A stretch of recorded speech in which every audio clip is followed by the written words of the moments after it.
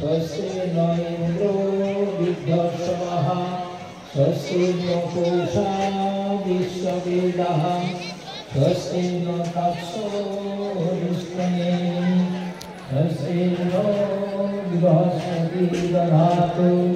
ओम शांति शांति शांति। আমরা চোখ দিয়ে যেন ভালো সুশোভন দর্শন করতে থাকি, কান দিয়ে যেন ভালো কথা ঈশ্বরের বাণী শুনতে থাকি, আমাদের সুস্থ ভয় বিশিষ্ট দেহের অঙ্গ প্রত্যঙ্গ দিয়ে আমরা যেন ভগবানের স্তুতি গান করতে পারি। আর আমাদের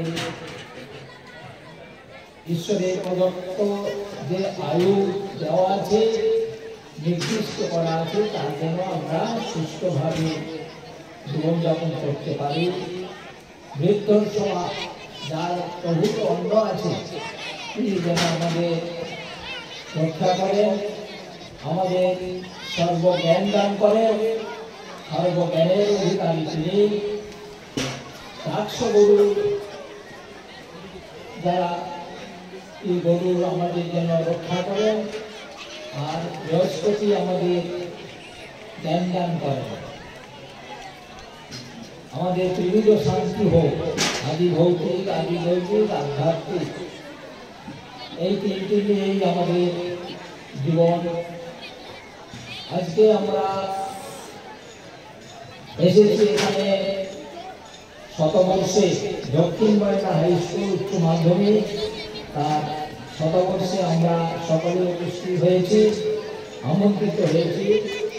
যারা এই স্কুল পরিচালনা কমিটির সম্পাদক, যুব সভার সভাপতি এবং যিনি দায়িত্বপ্রাপ্ত হেডমাস্টার মহাশয় এবং এই আশ্রমের সভাপতি, অন্যান্য কমিটির সদস্যবৃন্দ, অতিথিবর্গ আর দেশবাসী যারা এই স্কুল প্রতিষ্ঠা করেছিলেন, বহু উচ্চ সাধন করে আমরা শুনলাম, তাদের গ্রাম্য দেবদেবী সবাইকে প্রণাম, শ্রদ্ধা, সম্মান জানাই।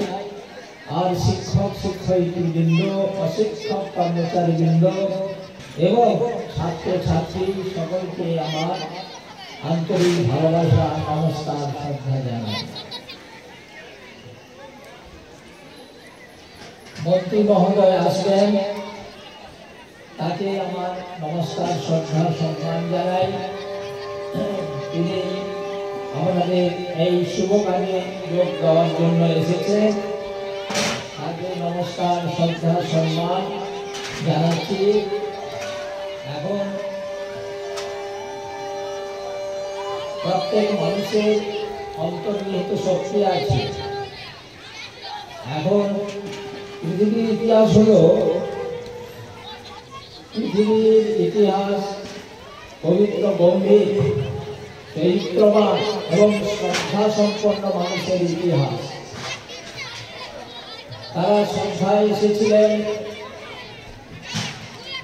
গ্রামের মানুষ, ছাত্রছাত্রীদের শিক্ষিত করে তুলতে হবে। স্বামী বিবেকানন্দ সারা পৃথিবী ভ্রমণ করে দেখেছেন, যেখানে মায়েদের শিক্ষা আরো বেশি, সেই দেশ, সেই শহর বেশি উন্নত। তাই শিক্ষার অত্যন্ত প্রয়োজন। সেই শিক্ষাটা কেমন হবে না, নীতিপরায়ণ হতে হবে এবং শ্রদ্ধা সম্পন্ন হতে হবে। সেদিকে সবাই লক্ষ্য রাখার জন্য আবেদন জানাচ্ছি। খ্রিস্টান মিশনারিরা তারা গ্রামে গ্রামে ঘুরে ঘুরে, পাড়ায় পাড়ায় ঘুরে ঘুরে ছেলেদের, মেয়েদের নীতি শিক্ষা তারা ভাবে চলছে কিনা এবং তারা যে আদর্শ শ্রদ্ধা তাদের আছে কিনা তিনি তারা ঘুরে ঘুরে দেখতেন এবং সেই শিক্ষা তারা স্কুলে দিতেন। এখন আমাদের দেশে যে অবস্থা আছে, শ্রদ্ধার ভাব কমে গেছে, যার ফলে আমরা যে অবনয়ন দেখছি এই শ্রদ্ধা এবং নীতি শিক্ষার অভাব। সেদিকে সর্বদাই আমাদের বেদ পুরাণের কথা তিনি স্মরণ করছেন। আনন্দ সংবাদ, শুভ সংবাদ।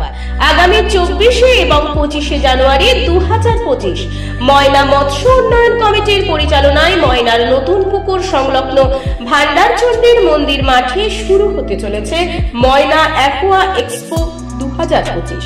তাই সমস্ত মৎস্য চাষী এবং মৎস্য ব্যবসার সঙ্গে যুক্ত সবাইকে সাদর আমন্ত্রণ। উদ্বোধন করলাম আনুষ্ঠানিকভাবে গ্যাস বেলুনের উঠিয়ে ময়না অ্যাকোয়া এক্সপো, যেটা শুরু হবে 24 জানুয়ারি এবং 25 জানুয়ারি 2025। সেই কিন্তু দুদিন আমাদের এক্সপো চলবে।